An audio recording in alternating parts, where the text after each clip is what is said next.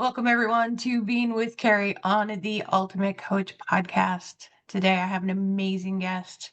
Miss Emma Edwards is here to talk to us today about being. Emma, thanks for being on the show today. Appreciate you taking the time.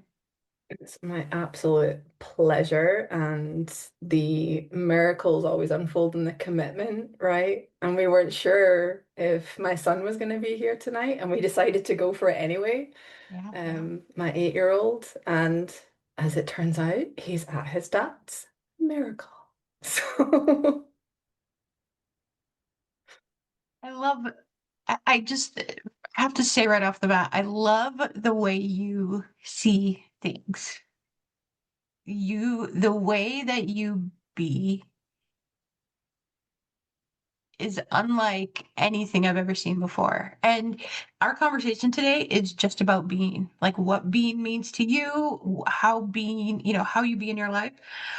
But I'm going to share that when I first came into the being movement, the like starting to understand it, I came into the Ultimate Coach group, and the second person I spoke with was you.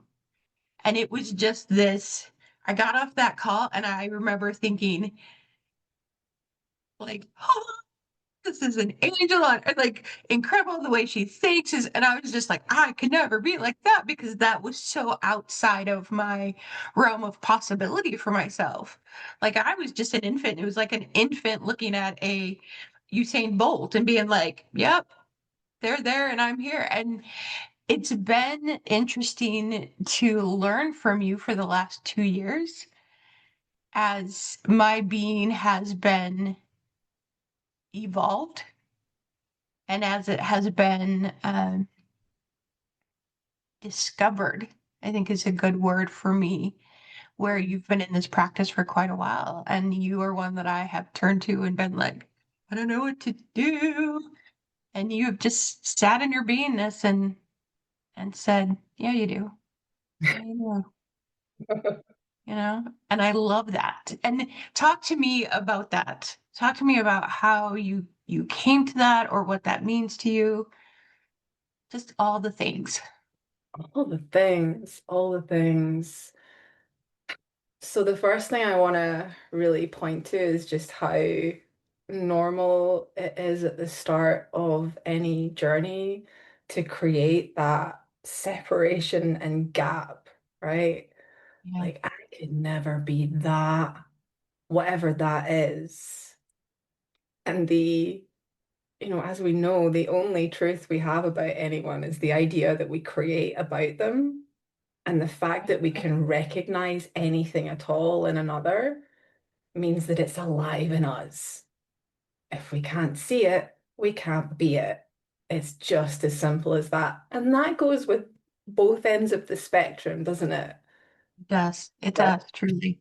and that can be uncomfortable in both ends of the spectrum because we don't want to feel like we're the ones being unkind or rejecting or, having that shield up. And just as much, we don't fully open ourselves to receive the possibility that actually our brilliance is undeniable. And who we are, the simplicity and complexity of who we are as individuals is the most beautiful gift that we can give to the world. And it took me a few years to really start to land in that. And even as we first connected, I still created gaps. There were people ahead of me, more being than me. And the past 18 months in particular, life has gifted me such beautiful challenges Yeah. slash opportunities to Yep. really dissolve the gap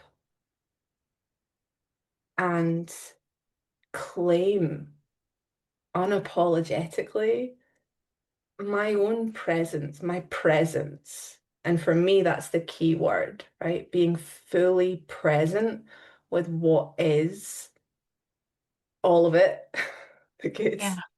the bad, whatever, Yes. I don't like those labels because it's just presence, it's just what is. Yeah. And that's the answer to everything. To be able to be present and open to it, to be able to be uncomfortable and be in flow. It's that's what I've been unfolding in our time because I've been evolving. We never stop, right? We're all Right. uncovering more. We're always uncovering more. So That I love that. Thank you for that. It was such a beautiful way of of saying what being is just staying in your presence. And I when you were saying that to me, the word authenticity kept coming up. And authenticity for me used to be very difficult because I was taught growing up that you pretend to be one person in front of other people and then you're somebody else when you're at home. And that's one thing I absolutely adore about you is that you have always been unapologetically authentic in the times that I've known you. And I'm just like, wow, there is something to be said about being who you are and being where you are and being okay with that. And when you say it's like you said, getting comfortable with being uncomfortable, essentially. And that's when you find your true authenticity. That's how you stay in the presence, for me anyway, because mhm, I'll get stuck in the past. I'll get stuck in the possibility of the future. mhm. But when you can find who you truly are and love that, I think that's a building block for a lot of people that tends to feel more like you're standing on sand instead of solid ground, is figuring out who you truly are. Because I don't know that I was ever being until I knew who I was to be. What are your thoughts on that?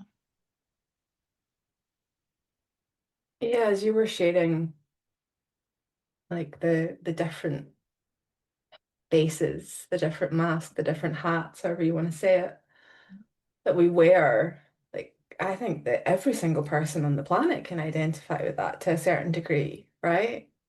Because even at home, and I had a very loving home, I really did, but I also had a story that I had to perform in a certain way to be the good girl. It's very responsible as a child. So I don't know if I really uncovered myself until I was 35 and I'm now 40 and I'm still in the unfolding of it. Um but we believe that in order to be accepted and therefore safe, then there has to be a certain behavior in a certain way. We behave the way we think that others expect us to. We don't even know if that's true. Right. Right. It's so crazy. Yeah. And the the vulnerability piece, the authenticity and vulnerability piece, it's something that gets reflected back to me quite often. And it's also something that doesn't occur to me because people will say that I'm very courageous or I'm very vulnerable. And I guess the uncovering of myself and the getting so comfortable with myself, it doesn't occur to me like that. It just doesn't. And sometimes that's a lot for people. I was having a walk with a friend today, and he asked me, "How are you?"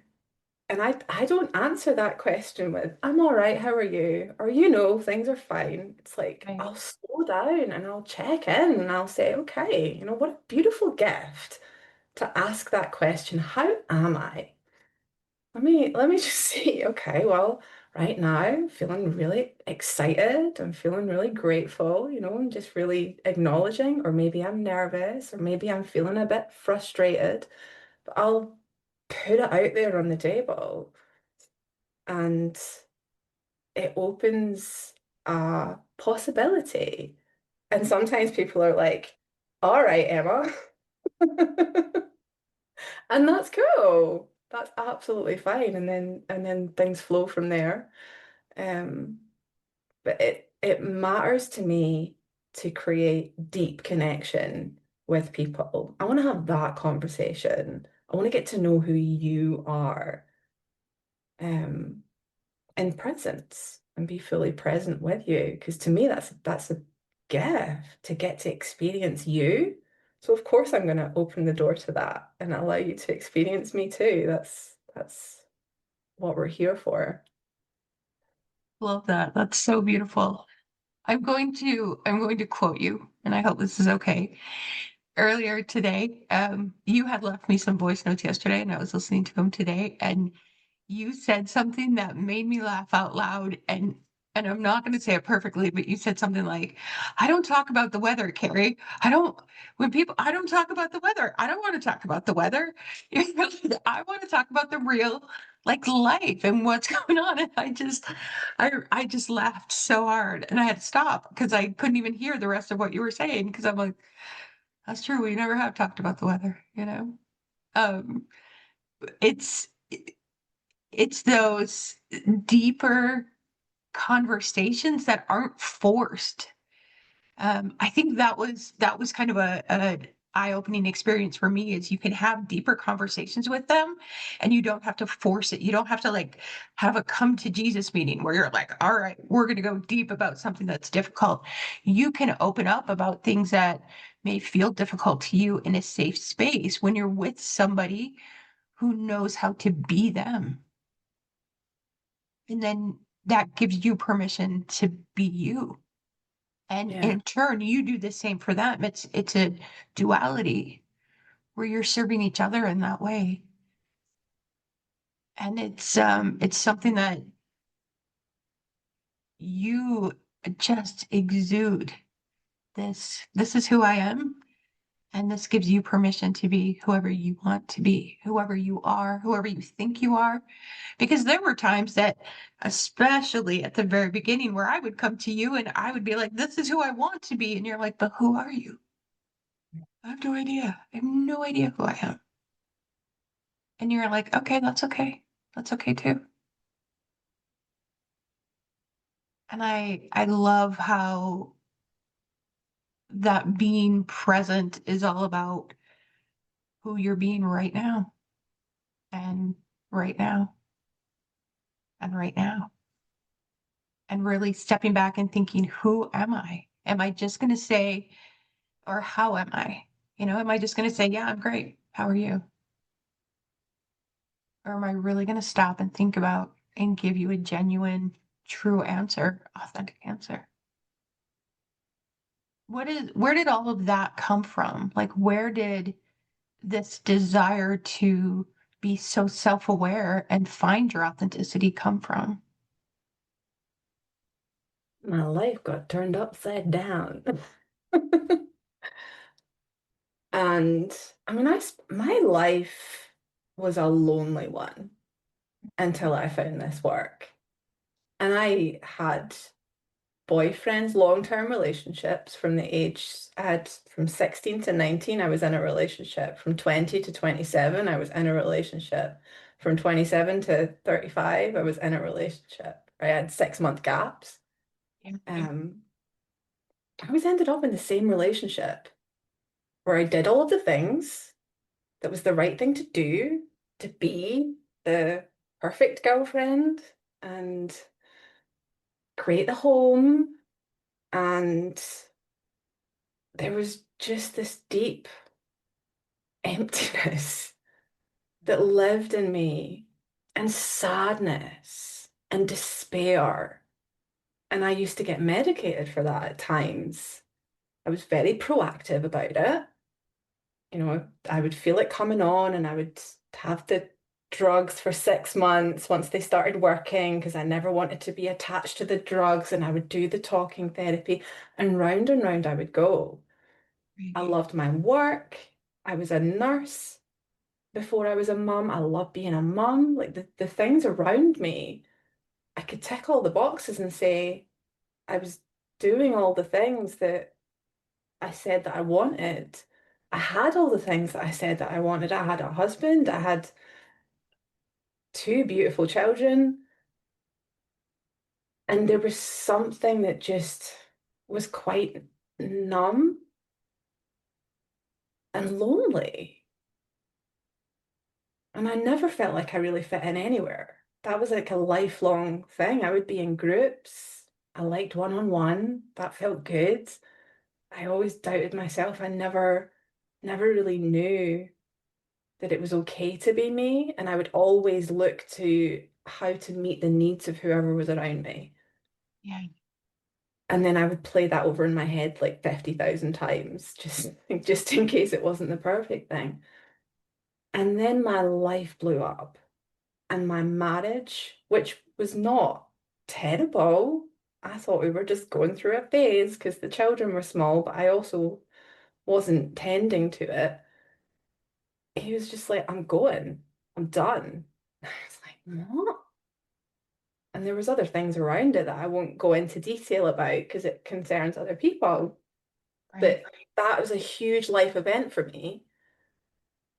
And I Googled how to fix a broken marriage because I'm very proactive. Once I know there's something to be fixed, I'm on that, all over it. I'm a fixer. So I can fix this. I can fix it. It's gonna be okay. And it led me to coaching. I found a coach essentially. It was a group program. And the information in it, it was so, I was so ready for it. No one does anything to you. Any feeling that you have happens inside of you and is actually a wound from your childhood. Yeah. You map something together and it keeps you safe, all the amazing principles of self-empowerment in this 12-week course with some group coaching calls as well. And I absorbed it, not just here, but here. And it just completely, like, talk about a paradigm shift. I took responsibility for my life in a whole new way. So Yeah. that was the start of it. I mean, that was me at the start. I had some newbie gains and felt amazing, and then fell into old patterns and did the thing Right. that you do, right? Right. Yeah, exactly. Exactly. You were being human. It's exactly Right? what you were doing. Yeah, yeah, Yeah. yeah. So yeah, that was the start of it to really say, okay, well, what is it that I want from my life? And this also yoga teacher training had come up. And the only time I'd experienced this in my body in this way was when I saw an advert on the TV to become a nurse. And it was just like this worm in my brain, and I knew that was my path. And then I saw this, it was COVID, right? So everything was online. And this woman had been teaching online for years. So it's like, oh, this school, I'm going to do this. And so all of a sudden, the woman who just needed structure, who needed to be told what to do to feel like I was doing it the right way, Right. right? Right. Yeah. Um, and needed, I mean, my control was that of that level where if the cutlery was placed in the wrong holder, like the wrong order, I would have a bit of a meltdown. It would be absolutely devastating to me. Plate stacked the wrong way, devastating to me. Why can't anyone do it right? Which was my way, right? My way. Yeah. Correct. Correct. And so it's with the coaching and then the yoga alongside that. So I had this spiritual arm as well, because it wasn't spiritual coaching. And again, I was just ready for it. And from then, I've just been following the next thing in front of me that Mm. is says like this way, and I'm solid within it, right? Even though there's no like 10-step plan. Correct, correct. I love that. I love that. When you said that, what did you say? What was the word? Like, it was the right moment. You had this almost awakening of this is what I need to step into. And I just started thinking back to my experience where, and for anybody that doesn't know, our good friend Dave Orton, I started off coaching with him, but I did trauma therapy, trauma resolution coaching, and it was nothing about being, it was nothing about, anything that had to do with authenticity. It was just trying to work on and process and resolve trauma. And Dave would talk, it was about the time that the book The Ultimate Coach came out. And of course, Dave's mentioned in there a couple of times. And Dave would look at the book and he'd hold the book up and he'd be like, it's about what you're being, Cari. And I'd be like, I don't care about being, I don't care about the book, I don't care about any of this. Like, quit giving me that jargon. Just we're working on my trauma. And it was probably, I don't know, no, 9 or 10 months. And there was this shift in me that all of a sudden I had this interest in what he was talking about. But I had spent so long saying, I don't care about it, that I didn't want to go to him and ask him about it, but I didn't know anybody else. And I'm like, okay. And he talked about this other group that he was in, and I'm like, I want to be in the group. Why isn't he pulling me into the group? And I went to the Ultimate Coach group. I knew which group it was on Facebook, and I tried to join, and I couldn't even anonymously join, right? And I finally went to Dave one day and I was like, why haven't you pulled me into your group? Do you not want me in your life? And he's like, didn't you join like 6 months ago? He goes, I thought you already joined. I'm like, no. He's like, okay, we'll get you in there right now. It was what I believed. It was my way. It had to be. He needed to step into bringing me into this the right way. And it has been so eye-opening of, oh, there is no right or wrong. There Mm, just is, because every experience is different.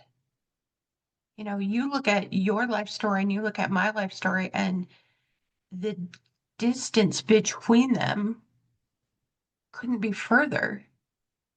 Yet that realization for both of us, that shift, that paradigm shift of I get to be whoever I am, truly was the same. And so many people that I've talked to, so many people that I've spoken with in doing the mini podcast, so many people that I've heard speak at conferences or seminars or videos all say the same thing. You have to be open to what's in front of you. mm. You don't have to be. You get to be open to what's in front of you, and you get to step into it. Such a beautiful point, isn't it, though? Because we can't see what we can't see. Yeah. And we're ready when we're ready. Well, yeah. Given that information in my 20s, I've probably been like, nah, I'm all right. Right, right. I used to, in my 20s, I would be like, who is that weirdo talking about chakra Yes. dancing around? Like, I was so judgy. I was so Yep. judgy. Now I am that weirdo. Right. I And I, have been accused of I've been accused of being a part of a cult, and I'm like, but there's nobody in charge but me. Like, I'm in charge of me. It's just me, because it was time for me to stop living the way that really wasn't working for me. The way that I thought would bring me joy, and then it brought misery that it never brought joy, because I didn't know who I was. I had a conversation with um somebody that I met about a year and a half ago, and we had become very close. And um this person, we were talking the other day, and I've been trying to like drag them along and help them and be like, just just see what you're not seeing. And in the past, it comes from a place of love and a place of service and a place of you have so much potential in you to just be this incredible person if you could just get out of your own way. And that it's a judgment on my part, but it comes from a place of wanting them to be happy when I see them being miserable.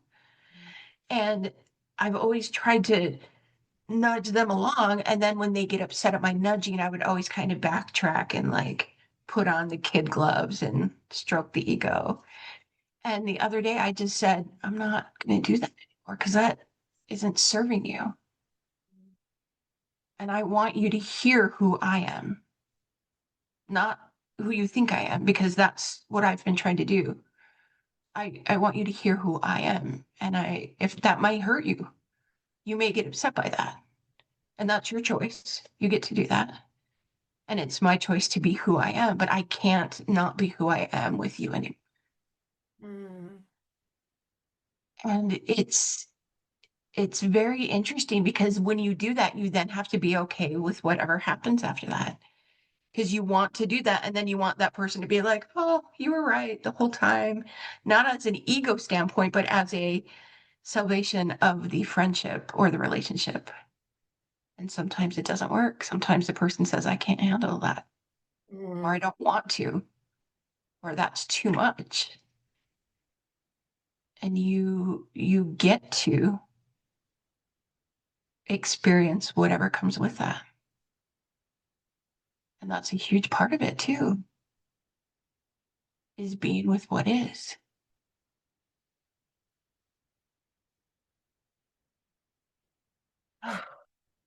That's so powerful, Cari, because to take that level of trust and say, actually, up until now, I have been inauthentic. Up until now, I've been looking for agreement or I've been wanting to make it softer for you. And this is who I am. And planting that lovingly with no expectation, knowing everyone has their own process. Yeah. And the timing of the seeds that we plant is nothing to do with us. So we get to trust that when I am giving from love, people don't need to receive it. And when I do have that need, because that can sneak in sometimes, right? It's like we get to catch Absolutely. that. We get to say, Mhm. okay, well, actually, that's not love then. That's some sort of expectation attached to it. Let me clean that up in myself. Because none Mhm. of us are immune from that. I'm not immune from that. I noticed just the other day in one of my relationship dynamics that I wasn't bringing, again, all of me to the table Mhm. because I need this person to be in agreement because when they're not, it makes things a bit more difficult. So, and Right. it was really subtle until you see it and you go, oh, oh, Mhm. their thing. Okay. Okay. And then at that point, we get to elevate our consciousness, elevate our being, and make a new choice. Yeah, I realized with this person that I needed them to need me.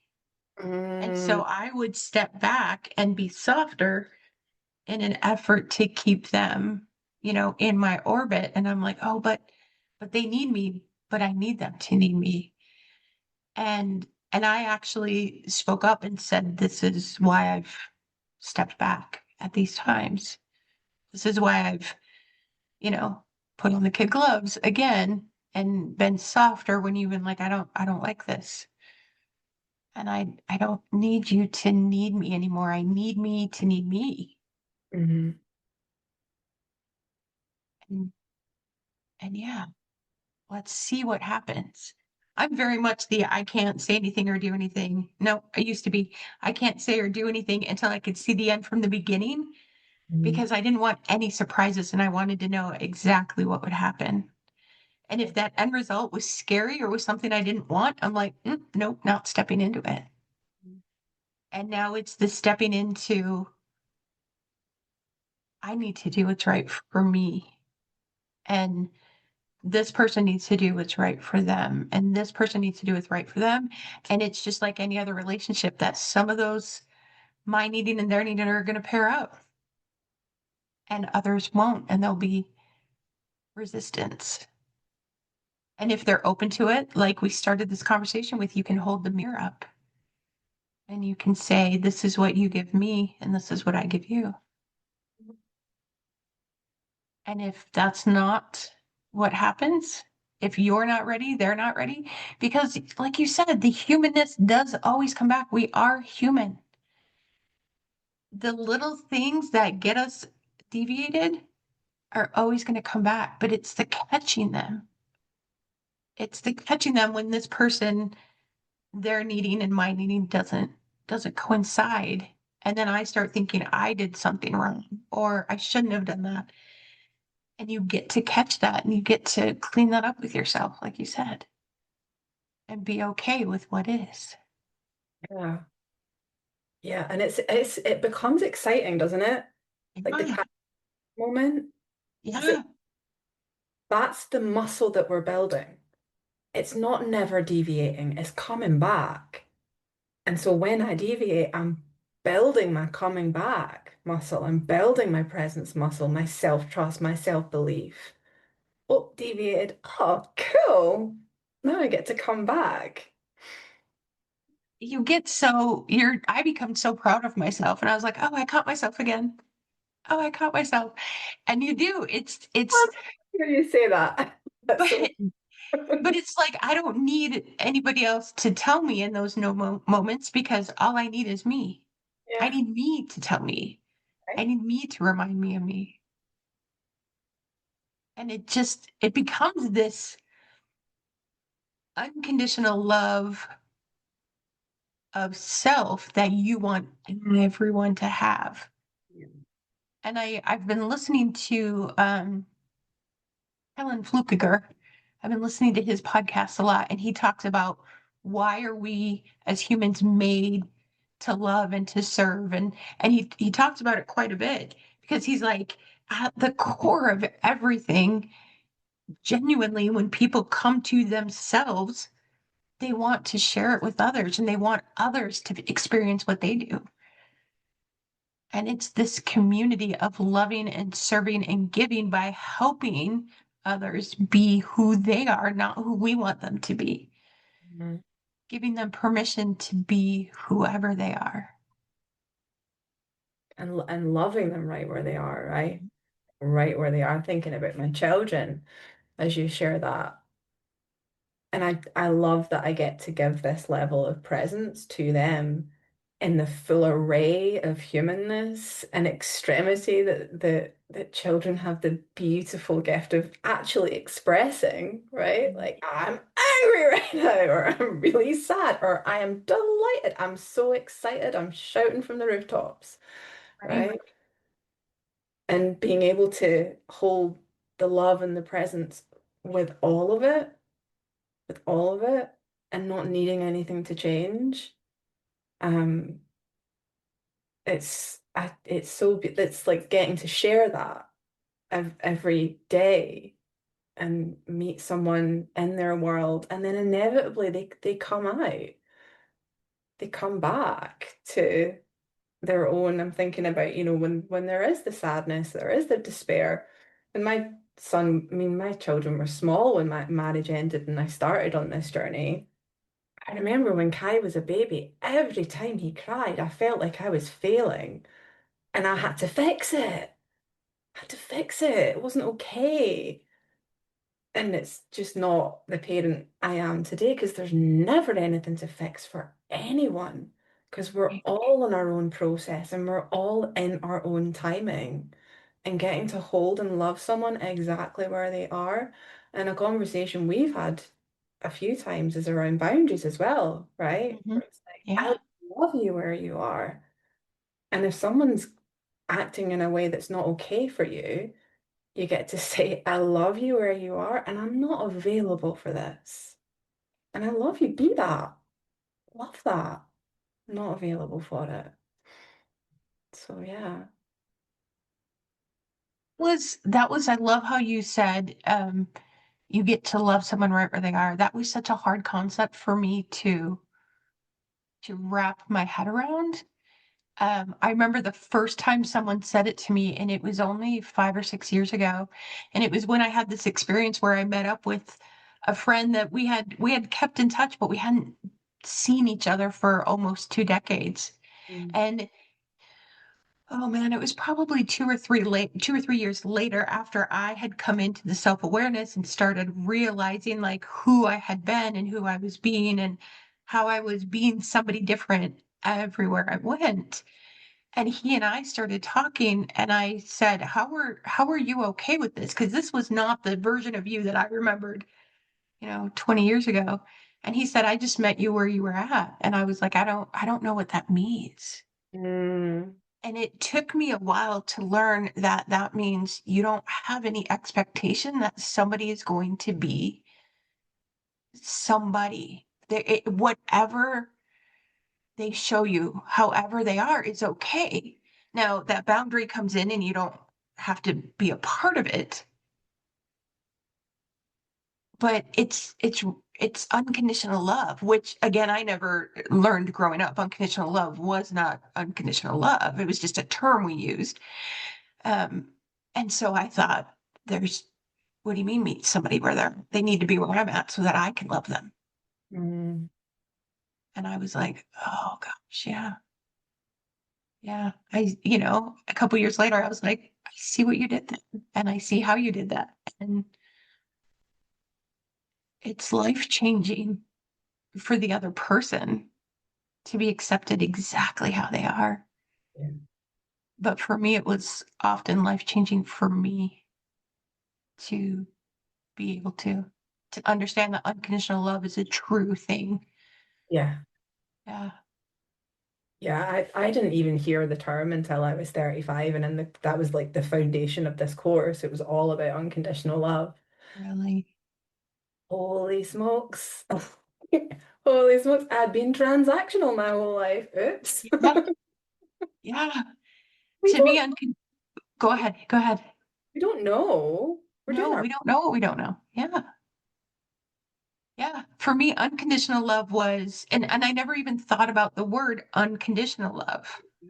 It was us praising ourselves to other people that we loved somebody who was harder to love, but we still had the right to put those conditions up. We just, I have unconditional love, so it's me letting everybody else know how good of a person I am because all of you say they're hard to love, and I'm going to love them until ABC. And then when people started loving me exactly who I was, I'm like, but I stink. Like, I suck. I'm not great. I'm horrible. And they're like, yeah, and that's fine. And I'm like, what do you mean it's okay? And it just is, it's life altering. It's life altering. Like you stated at the very beginning, that's where miracles are created, is where you are just accepting of what is and who everyone else is. And it's so simple, but it's not easy. It's a simple concept to say, what is it? It just is. But we're so conditioned that everything has to mean something. Mm. Mm. And if there is no good, if there is no bad, I mean, you and I have spoken about this so many times. If there is no good, there is no bad.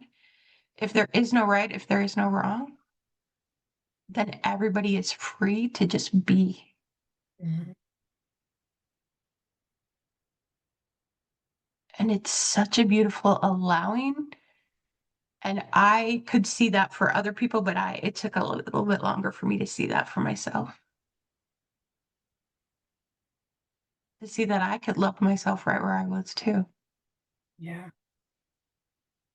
Yeah, it's a bit of a um where do I want to go with this? I want to say, in my experience, the space that we can really hold for others is the space that we have held for ourselves. And so we can be loving. So somebody challenged me on this and it didn't feel true in my system, and I don't think it is true. It's not true in my experience, where when I learned about unconditional love, I was flooded with love. I was flooded with love for my now ex-husband. Actually, the relationship came back together for a time, and then as it turns out, he was just feeding off all that love. So when I turned my attention to other things, it bottomed out and he left again.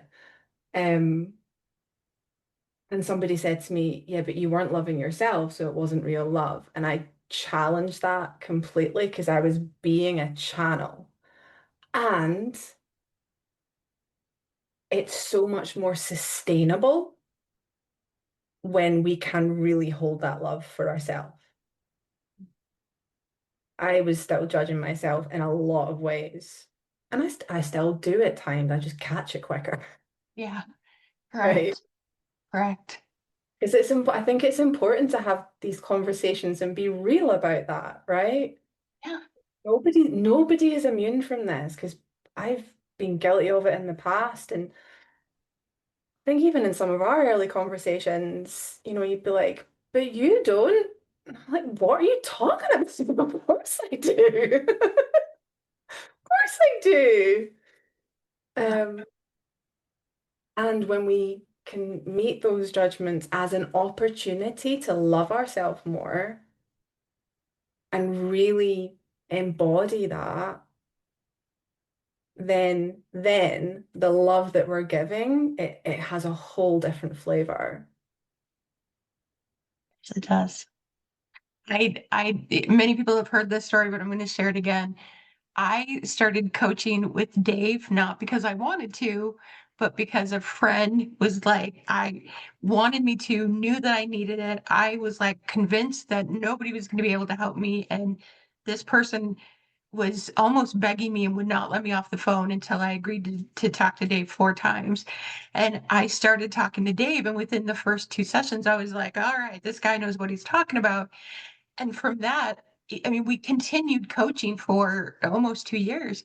But as this continued, and he had all of the answers or all of the insights, he knew how to help me, reflect back to me and to help me see.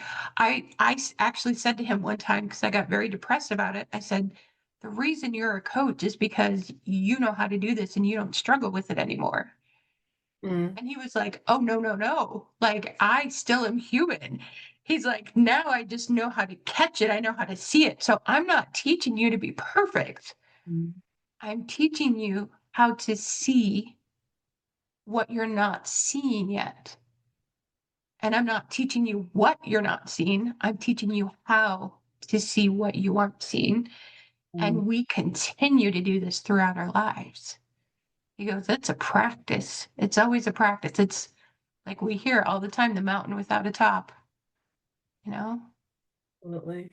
You catch yourself very quickly. I was talking to Townsend Wardlaw probably about a year ago, and we were doing a recording for the mini podcast, and he was telling this whole story about how he made some waffle fries for dinner and he burned them and he served them anyway. And his wife said something like, what happened to the fries? And he went through this whole dialogue that he had through his head of, she's accusing me of this. Well, this is what happened. Well, why are you being, da, da, da. And I said, and he finally was like, she just asked me what happened to the fries. And I said, I left them in too long. She's like, okay. And, and I was like, how long did this conversation take? And he goes, it took about, I think he said about 30 seconds. And he goes, in the past, it would have taken like, 10 minutes that I would have been stewing on this. But he goes, I've gotten so practiced that Uh, you go through the whole thing of, here I am and I'm being defensive of, wait, I'm being defensive. I don't have to be defensive. What was he actually saying? All right, we're good. And can just give an answer.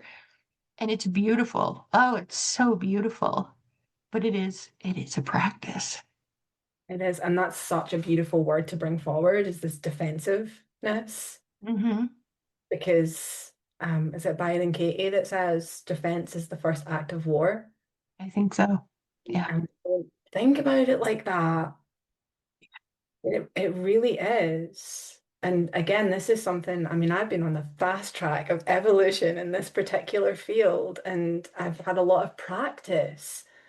And so now I'm very nuanced. It's like I'll receive a text message or, something will happen. I'll feel it's like, Yep.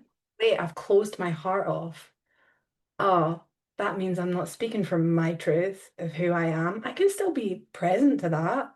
Can be present to the thoughts of so and so's not very nice, or they shouldn't do that.